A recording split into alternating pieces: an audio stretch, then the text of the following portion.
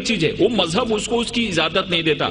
नामो नसब जमीन के नस्लों में बट गए, आदम के बेटे कितने कबीलों में बट गए, आए हैं जब से पेश इमामत के मसल्ले, सिजदे हमारे कितने मरलों में बट गए। ये किस तरह से कौम को इल्जाम में गुम रही, जब रहनुमा ही कौम के फिरकों में बट गए। अगर रहनुमा ही फिरकों में बट गए और उन्होंने उस चीज को नहीं समझा, उसको मकसद को नहीं समझा, तो हम उस महान और उस ग्रेट रिलीजन को क्यों दोष दें जिन्होंने पूरी दुनिया में अमन को लाया। ये समझने की चीज है, क्योंकि बहुत सारी चीजें मुझको भी मालूम नहीं थी। मेरे भी मन में बहुत सारे मिसअंडरस्टैंडिंग थे। जब मैंने इस्लाम को पढ़ा और इस्लाम जानने वालों से चर्चा की, तो मेरे मन में बहुत सारे जो मिसअंडरस्टैंडिंग थे वो मिसअंडरस्टैंडिंग दूर हो गए। एक जगह ऐसी आयत आई है जहां पे कहा गया है कि इस दुनिया की कोई भी ऐसी जगह नहीं है जहां पे हमने अपने नबी और रसूल न भेजे। 1,24,000 हमने अपने नबी रसूल दुनिया में भेजे, जिसमें से 25 का नाम कुरान में आया है। दुनिया की कोई भी ऐसी जगह नहीं है जहां पे हमने नबी रसूल न भेजे हो, और पूरी दुनिया जो है वो खुदा की बनाई हुई है। इसलिए खुदा के लिए एक शब्द यूज किया गया है। गॉड जो है, खुदा जो है वो रबुल अल आलमीन है, और प्रोफेट मोहम्मद जो है वो रहमतुल आलमीन है।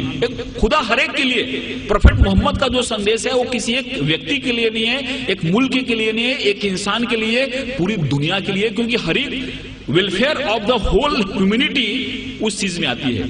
इसलिए इस चीज को जब हम समझते हैं, इस चीज को हम अपने जहन में लाते हैं, तो हमको ऐसा लगता है कि इस्लाम जो है, इस्लाम का जो मेन, जिसको हम गाभा मराठियों बोलें, इसेंस बोलें, हिंदी में सार बोलें, वो है कि इंसान एक कैसे बेहतर जिंदगी जी सकता है और खुदा के कैसे करीब जा सकता है। एक चीज हमारे इस्लाम में बताई गई है, और मुझे उम्मीद है कि इस तरह के कार्यक्रम से ये जो बात है लोग तक पहुंचेगी और इंसान एक अच्छा बेहतर इंसान बनेगा, और हर एक इंसान के मन में प्यार मोहब्बत की बात आएगी। कुरान में जिहाद जो शब्द है, लफ्ज है, केवल 41 टाइम आया है, लेकिन और जो चीजें हैं, कंपैशन की बात है, रहमत की बात है। आप कहीं भी देखो कुरान की शुरुआत होती है रहमत से, रहीम से शुरुआत होती है, और वो जो शब्द है रहमत शब्द, वो 325 बार आया हुआ है। रहमत शब्द जो है, कंपैशन शब्द जो है, वो 325 बार आया हुआ है, और जिहाद शब्द जो है वो 41 टाइम आया है, और वो भी जंग के अर्थ में नहीं आया है। जिहाद एक एफर्ट्स के रूप में आया है, एक कोशिश के रूप में आया है, और उसमें भी ऐसा कहा गया है कि जिहादे अकबर और जिहादे असगर। तलवार की लड़ाई बहुत छोटी लड़ाई है, जिसको उन्होंने जिहादे असगर कहा, और खुद से लड़ना जिहादे अकबर है। सबसे बड़ी लड़ाई है खुद से लड़ना। हमारे अंदर जो विकार है, हमारे अंदर जो दोष हैं, हमारे अंदर जो खामियां हैं, इन खामियों से लड़ना सबसे बड़ी लड़ाई, जिसको जिहाद अकबर कहा। और तलवार की लड़ाई छोटी लड़ाई है, उस लड़ाई को बहुत ज्यादा तरजीह नहीं दी, वो जिहाद असगर है।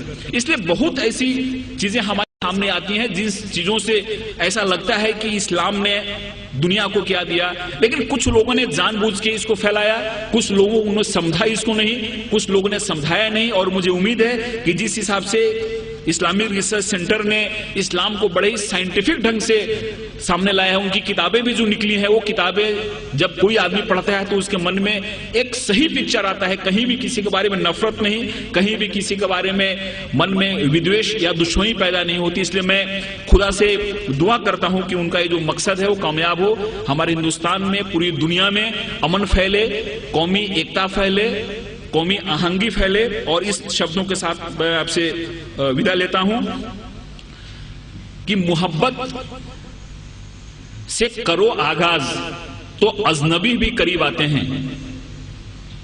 मोहब्बत से करो आगाज तो अजनबी भी करीब आते हैं, और मोहब्बत है एक रूहानी मंजिल जहां फरिश्ते भी सर झुकाते हैं। खुदा हाफिज़। साहब आप लोग जब आए हैं